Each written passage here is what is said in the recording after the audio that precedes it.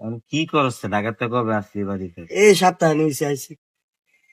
কি করবে তোদের তো বাড়ি থাকবি না তুই? ভাই চিন্তা করতেছি একটা অটো গাড়ি কিনবাম। ওটা তো পারলো এখন 1,000-1,500 টাকা ইনকাম করার। হ্যাঁ ভাই এটাই করবো। বাড়িতে থাকলে হ্যাঁ বাড়িতে থাকলাম এটাই। কাকার আর কি করবো, অটোই কিনে লাই না কিনতে পারি সমস্যা। এটাই। ভাই লন যাই, দোকানে গিয়ে একটা চা খাই, দুই ভাই মিললা চা কিনা চা খাই। চলবে তো চা খাই অনেক সুন্দর কথা। চলেন। বৃষ্টি হচ্ছে। আমার বিপদে নিচে। কিরে বাতি জানানো বসে রয়েছে যে? হ বাতি যা, এক সপ্তাহ আগে বিদেশ থেকে আইলে। কিরে বাতি যা তোর এই অবস্থা কি রে? কি হয়েছে তো? আমার তো সব শেষ দাদা, কি কস কি হয়েছে? সব শেষ। কি হয়েছে তো? আমি তো 5টা বছর বিদেশ করছি, আপনারা জানেন। হ্যাঁ 5টা বছর বিদেশ কইরা যে টাকা পয়সা জমাইছি সব দিছি বউয়ের হাতে, একটা টাকা মার হাতে দিই নাই।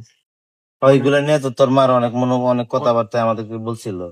সেই সময় তো আমি এত খারাপ কিছু মনে করে দিই নাই, মনে করছিলাম যে মা অসুস্থ মানুষ, মনে রাখতে পারতো না, টাকা পয়সার হিসাব কিতাব বউয়ে দিছি। কালকে রাইতে যখন বউয়ের হাতে হিসাব চাইলাম, বউ তো কয় সব শেষ, টাকা পয়সা সব কোনো শেষ কিছু মানে নাই, এত টাকা ইনকাম কোনো কিছু সব কিছু নাই, সব শেষ। একটা খাতা দিল, ওইখানে সব লেখা আছে কি কি করছে। কিন্তু আমার কথা হলো, এই যে 5টা বছর বিদেশ করলাম, এত টাকা দিলাম, সবই শেষ। না এত টাকা করছে না। পরে কালকে বুঝেনি টাকা পয়সার হিসাব, একটু মারামারি হয়েছে, ঝগড়াঝাটি হয়েছে। পরে রাতে ঘুমাইলাম, সকালে ওইটা দেখি আমি যে বিদেশ থেকে ব্যাগটা নিয়ে এসেছিলাম, হ্যাঁ এই ব্যাগ সহ আমার যাবতীয় যা জিনিস আছিল সব নিয়ে আরেকবার সাথে পালা গেছে। আল্লাহ। হ্যাঁ হ্যাঁ কি কর। পরে পরে আর কি, আমি তো মনে হয় আমি ফকির নিঃস্ব, আমি আমার তো কিছুই নেই। এখন মনে হয় আমি রাস্তা থেকে কই থাকি। কই থাকবি মানে? কোন এক ব্যক্তি বলেছিল, পড়িও না নারীর প্রেমে, করিও না ভুল, মা রূপে নারী ফুল, বাকি সব রূপে সর্বনাশের মূল।